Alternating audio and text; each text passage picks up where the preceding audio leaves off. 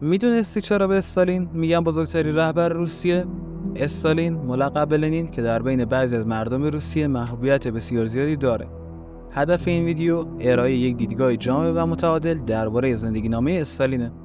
با تماشای این ویدیو شما با زندگی و میراث استالین آشنا خواهید شد و میتونید درک بهتری از این شخصیت برجسته تاریخ داشته باشید. استالین که نام اصلیش یوسف ویساریونوویچ است، در تاریخ 18 دسامبر 1878 متولد شد. او در گرجستان، بخشی از امپراتوری روسیه، به دنیا آمد. استالین در یک خانواده فقیر به دنیا آمد و در شرایط بسیار سختی رشد کرد. در جوانی به فعالیت‌های سیاسی پرداخت و در حزب کمونیست روسیه شروع به فعالیت در حوزه سیاست کرد.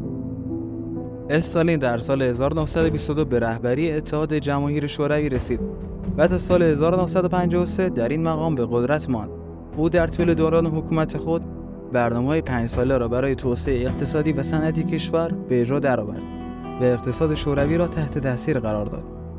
اقدامات استالین شامل جنبش‌های کشاورزی، جبرانی، کشتارها و تبعیدات جمعی، تغییر سیاست‌های کلکوزی و تجمعات بزرگی مانند جریان پاکسازی‌ها بود. این اقدامات باعث مرگ و زخمی شدن میلیون‌ها نفر شد و به شدت اثراتی بر جامعه و فرهنگ شوروی داشت. پس از شروع جنگ جهانی دوم و حمله آلمان به روسیه، استالین از تمام تفکر و تجربه خود در برابر این تهدید مقابله نمود. هرچند تا قبل از این حملات روسیه و آلمان با هم در صلح بودند.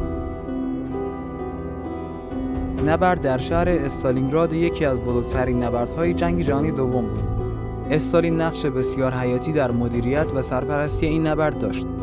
او با برنامه‌ریزی دقیق و استراتژی‌های مناسب توانست نیروهای آلمانی را در استالینگراد محاصره کرده و نبرد را به سود خود تمام کند که به پیروزی شوروی منجر شد و تلفات سنگینی بر آلمان آورد.